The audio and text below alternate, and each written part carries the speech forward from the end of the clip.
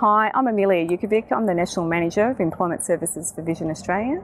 Vision Australia is a specialist disability employment service provider that assists people who are blind or have low vision to either secure a job or to remain in a role that they're currently employed in.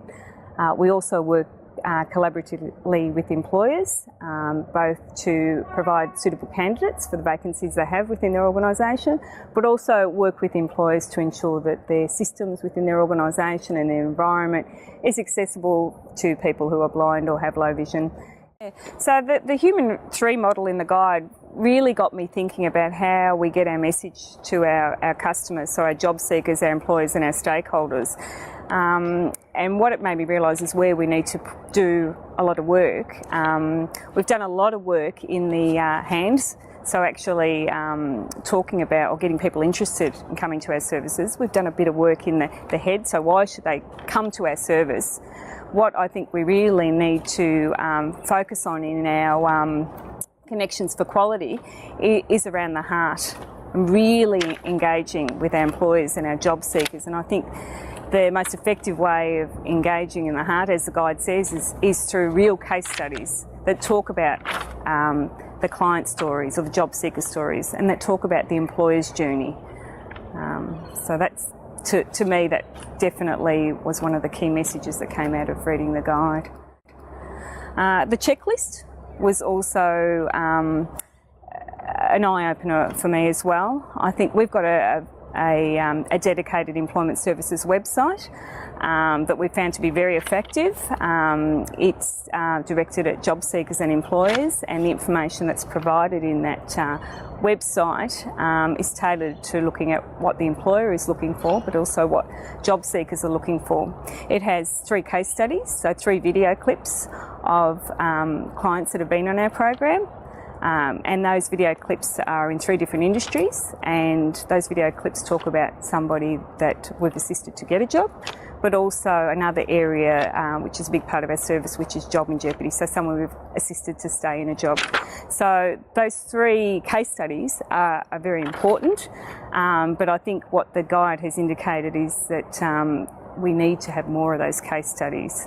We do have quotes, but I think we can build on those 3 case studies as well. I guess what we'd like to do now, moving forward, is actually look at employer journeys, where we've partnered with employers, not only where we've actually placed clients in work, but where we've worked proactively with the employer to ensure that that organisation is providing accessible systems and accessible systems, but also accessible environments for people who are blind or have low vision. So that's something we'd like to actually produce in the Connections for Quality, stories around that, and have links in our website from Connections for Quality to our website, and on our website showcase those type of stories. I'll give you a little case study or an example that perhaps we would like to capture on film, and that's where we've had a couple of employers that we've got a good relationship with, and that relationship commenced from perhaps not such a positive experience where our job seekers had applied for jobs within that organisation and were unsuccessful in applying for roles because the information technology systems within those work environments or those employer systems weren't accessible for people who are blind or have low vision. So when I mean not accessible, people that are blind or have low vision commonly or typically use 2 types of assistive technologies to read information off a computer, and that's screen magnification software, which enlarges the print on a screen, or screen reader software, which actually reads out the information on a computer. So the former, so the screen magnification, is for people who have low vision, and the screen reader assistive technology is for people that have minimal vision or no vision at all. So with those 2 case studies, with those 2 experiences with the employer where those candidates were unable to move into roles with that employer because systems were not accessible, we were able to establish a relationship with that employer. where I guess the employer realised, gee, you know, we should be able to employ people who are blind or have low vision. We should have accessible information technology systems. We should have accessible working environments. What can we do to change that?